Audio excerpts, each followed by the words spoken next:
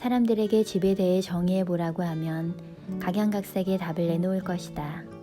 어떤 사람에게는 집은 그저 지붕 아래 몸을 피할 수 있는 곳, 쉬고 자고 물건들을 놓아두는 곳에 불과할 것이고, 그 반면 어떤 사람에게는 집이 가장 핵심적인 공간이며 생활이 집을 중심으로 돌아간다.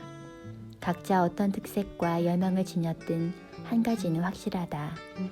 집이라는 주제에는 인생의 모든 것이 포함되어 있다는 사실이다. 당신이 살고 싶은 집은 어떤 곳인가? 당신에게는 얼마만큼의 공간이 필요한가? 어떤 집이 우리에게 어울리는 집이고 어떤 집에 살아야 행복한 것일까? 누구에게나 집은 필요하다. 이렇게 누구에게나 절대적으로 필요한 집이지만 요즘 세상에 내 집을 갖기란 많은 이들에게 쉽지 않다. 그럼에도 불행히도 요즘 사회는 수영장과 잔디밭, 손님방이 있는 스타들의 집을 통해 성공한 사람들이 소유한다는 크고 멋들어진 집을 보여주며 우리에게 행복의 이미지를 투영한다. 살고 있는 집의 크기를 부의 상징으로 인식시킨다. 그래서인지 많은 이들이 큰 집에 살고 싶어하며 더 넓은 집에서만 살기를 꿈꾼다.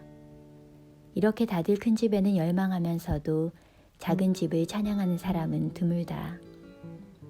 우리는 작지만 짜임새 있는 공간에서 큰 집에서보다 행복하고 자유롭게 살 수 있다는 사실을 깨닫지 못한다.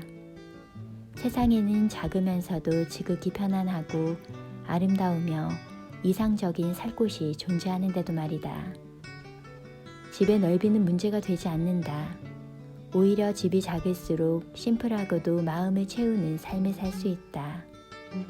행복해지려면 삶에 대한 인식을 수정해야 한다. 큰 집을 산 사람들 중에 많은 사람들은 주택 대출을 갚기 위해 일하느라 오랜 시간을, 아니 어쩌면 거의 모든 생을 보내는데도 큰 집으로 인해 수십 년 동안 얼마나 큰 부담을 져야 하는지 깨닫지 못하는 사람이 많다. 은행 이자, 지방세, 부동산세, 난방비와 유지비, 관리비 등 큰 집이라는 재산으로 인해 1제곱미터당 얼마를 더 쓰게 되는지 계산해 봐야 한다. 커다란 집에는 쓸모없는 공간 또한 존재하기 마련이고 그 공간을 위해 관리비와 세금을 지불해야 할 뿐이다.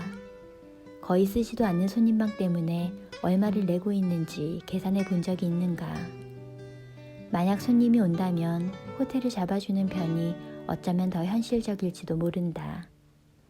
쓸모없는 고물로 채워지는 방, 식사 준비에 쓰일 뿐이면서 터무니없이 넓은 주방, 그저 지나칠 뿐인 현관이 그렇게 넓어야만 하는 이유는 무엇이란 말인가?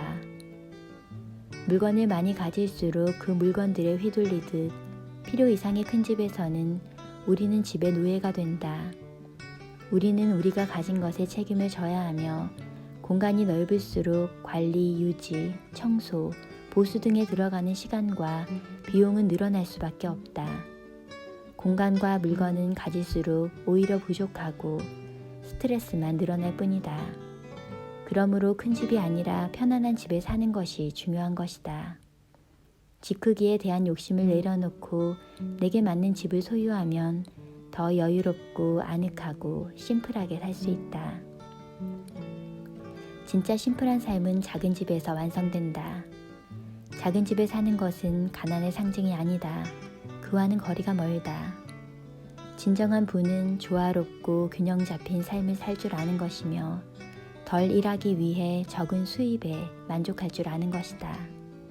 자신의 경제적 능력보다 오히려 한 단계 낮추어 생활하는 것은 상식을 내보이는 행동일 뿐 아니라 최고의 사치이다.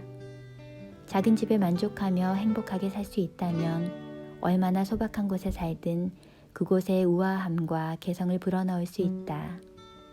몇몇의 아름다운 것들만을 소유하고 자신만의 방식을 가지고 세련되고 현명하게 우아하게 소비하면 최소한의 저축, 잠잘 곳, 먹을 것으로 충분하다. 아주 작은 원룸에서도 완벽하게 자기 취향에 따라 살 수 있다. 편안하고 친밀하고 즐거운 작은 보석 같은 집을 만들 수 있다. 가장 소중한 물건들로만 채워진 벽장, 가구가 적고 장식이 적은 여백 있는 공간은 넓어 보이며 모든 것이 제자리에 놓여 있는 공간은 더 실용적이고 아늑하고 포근하다. 이렇게 아담한 집에 살면 충만한 삶을 누릴 수 있다. 많은 교토 사람들은 아주 작지만 매혹적인 집에 살면서 수십 년 전부터 아무것도 바꾸거나 개선하거나 현대화하려 애쓰지 않았다. 아담한 집에서의 편안함에 충분히 만족하며 그들은 행복을 느낀다. 크고 아름다운 강을 따라 산책을 하거나 자전거를 타고 그 계절의 과자를 사서 말차와 함께 맛보는 것 같은 작은 사치를 한껏 누린다. 이런 작은 행복은 분명 화려한 것은 아닐지 모르나 그 안에는 믿을 수 없는 힘이 숨어 있다. 거칠애를 벗어버려야 자신에게 진정으로 맞는 삶의 방식이 무엇인지를 알 수 있게 된다. 이전 세대들과는 다르게 새로운 세대는 점점 더 유목민적인 삶의 방식을 선택하고 있다.